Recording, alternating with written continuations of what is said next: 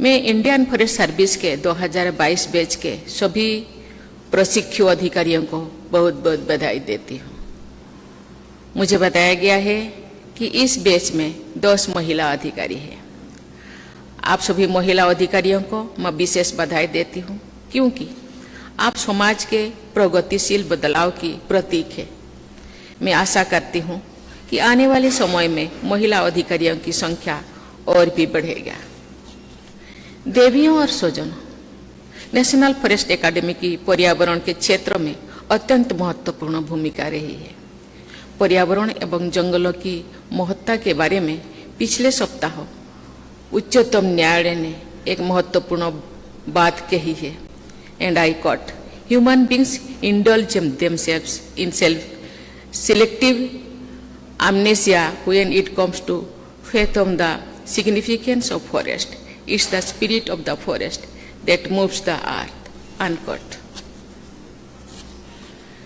जंगलों के महत्व को जानबूझकर भुलाने की गलती मानव समाज कर रही है। हम ये भूलते जा रहे हैं कि वन हमारे लिए जीवनदाता है। यथार्थ ये है कि जंगलों ने ही धरती पर जीवन को बचाए रखा है। आपके पास जंगलों के संरक्षण, संवर्धन एवं पोषण की जिम्मेदारी है। मुझे पूर्ण विश्वास है कि आप अपने इस अप्रतिम दायित्व के प्रति सजग और सचेत होंगे एवं पूर्ण निष्ठा से अपने उत्तरदायित्व का निर्वहन करेंगे। देवियों और स्वजनों, आज हम एंथ्रोपोसीन एज की बात करते हैं, जो कि मानव केंद्रित विकास का कालखंड है। इस कालखंड में विकास के साथ साथ विनाशकारी परिणाम सामने आया है। संसाधनों के अनसस्टेनेबल दोहन ने मानवता को ऐसे मोड़ पर लाकर खड़ा कर दिया है जहां विकास के मानकों का पुनः मूल्यांकन करना होगा। आज ये समझना बहुत ही जरूरी है कि हम पृथ्वी के संसाधनों के ऑनर नहीं हैं, बल्कि ट्रस्टी है। हमारी प्राथमिकताएं मानव केंद्रित होने के साथ साथ प्रकृति केंद्रित भी होनी चाहिए।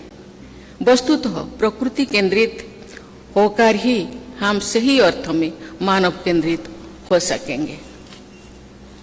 क्लाइमेट चेंज की गंभीर चुनौती विश्व समुदाय के सामने है। एक्सट्रीम वेदर कंडीशंस की अनेक घटनाएं हो रही है।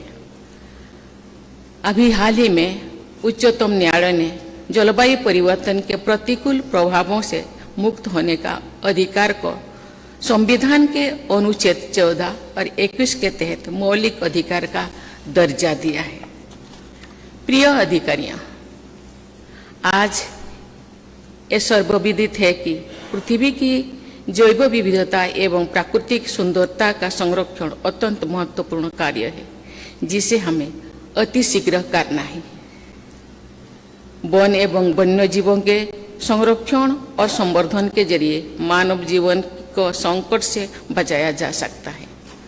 इसीलिए इंडियन फॉरेस्ट सर्विस के अधिकारियों के दायित्व है कि मैं बहुत महत्वपूर्ण मानती हूँ उनको दायित्व को।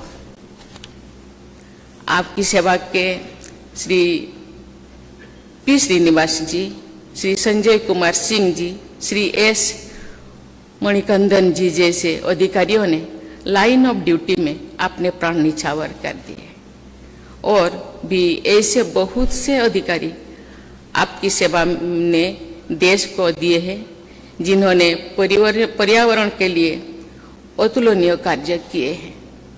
उनकी चर्चा बहुत सम्मान से की जाती है। उन सभी को आप अपना रोल मॉडल एवं मेंटर बनाएं एवं उनके दिखाए हुए आदर्श को अपने जिंदगी में लाएं। देवियों और स्वजनों, आज यहाँ वन एकेडमी के एक्सपर्ट्स उपस्थित हैं। मैं आप सबसे अनुरोध करूंगी कि जलवायु की इस आपातकालीन स्थिति को देखते हुए प्रशिक्षण की करिकुलम में यथोचित संशोधन करने पर विचार करें। विश्व के कई भागों में वन संसाधनों की क्षति बहुत तेजी से हुई है। वनों का विनाश किया जाना एक तरह से मानवता का विनाश करना है। साइंस एंड टेक्नोलॉजी की मदद से हम क्षतिपूर्ति तेज गति से कर सकते हैं। जैसे कोई जंगलों पर मियावाकी मेथड को अपनाया जा रहा है। आर्टिफिशियल इंटेलिजेंस द्वारा संचालित उपकरण अफोरेस्टेशन के लिए उपयुक्त क्षेत्र और एरिया स्पेसिफिक वृक्ष प्रजातियों की पहचान कर सकते हैं। ऐसे विभिन्न विकल्पों का आकलन करके भारत की भौगोलिक परिस्थितियों के अनुरूप समाधान विकसित करने की आवश्यकता है। इस दिशा में आप सबका योगदान महत्वपूर्ण होगा। देवियों और स्वजनों, विकास रथ के दो पहिया होते हैं, परंपरा और आधुनिकता। आज मानव समाज पर्यावरण संबंधी कई समस्याओं का दंश झेल रहा है। इसके प्रमुख कारण में एक है एक विशेष प्रकार की आधुनिकता, जिसके मूल में है प्रकृति का शोषण। इस प्रक्रिया में पारंपरिक ज्ञान को उपेक्षित किया जाता है। जनजातीय समाज ने प्रकृति के शाश्वत नियमों को अपने जीवन का आधार बनाया है। जनजातीय जीवन शैली मुख्यतः प्रकृति पर आधारित होती है। इस समाज के लोग प्रकृति का संरक्षण भी करते हैं। असंतुलित आधुनिकता के आवेग में कुछ लोगों ने जनजातीय समुदाय और उनके ज्ञान भंडार को रूढ़िवादी मान लिया है। जलवायु परिवर्तन में जनजातीय समाज की भूमिका नहीं है, लेकिन उन पर इसकी दुष्प्रभाव का बोझ कुछ अधिक ही है। ये अत्यंत महत्वपूर्ण है कि सदियों से जनजातीय समाज द्वारा संचित ज्ञान के महत्व को समझा जाए और पर्यावरण को बेहतर बनाने के लिए उनका उपयोग किया जाए। उनकी कलेक्टिव विजडम हमें इकोलॉजिकली सस्टेनेबल, एथिकली डिजायरेबल और सोशली जस्टिसिएबल मार्ग पर आगे बढ़ने में मदद कर सकती है।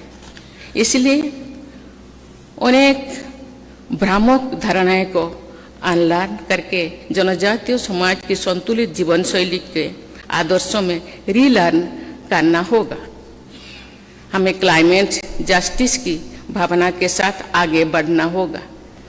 इसके साथ साथ ये भी सुनिश्चित करना होगा कि जनजातीय समाज की भी विकास यात्रा में बराबर की भागीदारी हो। प्रिय विद्यार्थियों, अधिकारियों, मैं आप सभी से ये भी अनुरोध करना चाहूँगी कि जब आप अपने कार्य क्षेत्र में जाएं तो वहाँ के जनजातीय लोगों के बीच समय बिताएं, उनका स्नेह एवं विश्वास अर्जित करें, वहाँ के समाज की गुड प्रैक्टिसेस को सीखें और उनका प्रचार प्रसार भी करें। आप अपने दायित्व की ऑनरशिप लें और रोल मॉडल बने। उनकी शिक्षा, स्वास्थ्य, स्वच्छता के मानकों में सुधार के लिए कार्य करें। आपका कार्य ऐसा हो जो इस क्षेत्र के बच्चों को फॉरेस्ट सर्विसेज में आगे के लिए प्रेरित करे। देवियों और स्वजनों, 18वीं और 19वीं शताब्दी में औद्योगिक क्रांति की वजह से लकड़ी और अन्य वन उत्पादन की मांग बढ़ी है। बढ़ती मांग के कारण वनों के उपयोग के नए नियम कानून और तरीके अपनाए गए हैं। ऐसे नियम कानूनों को लागू करने के लिए इंडियन फॉरेस्ट सर्विस की पूर्ववर्ती सेवा इंपीरियल फॉरेस्ट सर्विस का गठन किया गया है। उस सेवा के लोगों के मैंडेट जनजातीय समाज तथा वन संपदा की रक्षा करना नहीं था। उनका मैंडेट भारत के फॉरेस्ट रिसोर्सेस का अधिक से अधिक दोहन करके ब्रिटिश राज के उद्देश्यों को बढ़ावा देना था। जंगलों पर साम्राज्यवादी नियंत्रण स्थापित करना था। ये दुखदायी तथ्य है कि वर्ष 1875 से 1925 तक की 50 वर्ष की अवधि में 80,000 से अधिक बाघों, 1.5 लाख से अधिक तेंदुआ और 10 लाख से अधिक भेड़िया का शिकार लोगों को प्रलोभन देकर कराया गया था। मैं जब ऐसे म्यूजियम्स में जाती हूँ, वहाँ पशुओं की खाल या कटे सर को दीवारों पर सजाया गया है, तो मुझे लगता है कि ये एग्जिबिट मानव सभ्यता के पतन की कहानी कह रही है। मुझे पूरा विश्वास है कि आज की इंडियन फॉरेस्ट सर्विस की सभी अधिकारी पहले की इंपीरियल फॉरेस्ट सर्विस की औपनिवेशिक मानसिकता एवं दृष्टिकोण से पूरी तरह मुक्त हो चुके हैं। आपको भारत के प्राकृतिक संसाधनों का संरक्षण एवं संवर्धन ही नहीं करना है, बल्कि परंपरा से संचित ज्ञान का मानवता के हित में उपयोग करना भी है। आपको आधुनिकता एवं परंपरा का समन्वय करके वन संपदा की रक्षा करनी है तथा वनों पर आधारित लोगों के हितों को आगे बढ़ाना है। ऐसा करके आप सही अर्थों में पर्यावरण अनुकूल और समावेशी योगदान दे सकेंगे। प्रिय अधिकारियों,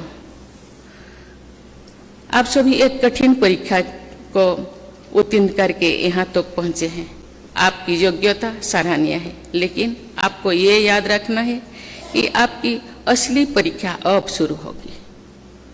आपके सामने कई प्रोफेशनल्स चुनौतियाँ आएगी। जब भी आप किसी दुविधा में हो, तो आप संविधान के मूल्यों और भारत के लोगों के हितों को ध्यान में रख कर फैसला लें। इसी उम्मीद के साथ मैं आप सभी के उज्जवल भविष्य की कामना करती हूँ। धन्यवाद। जय हिंद, जय भारत।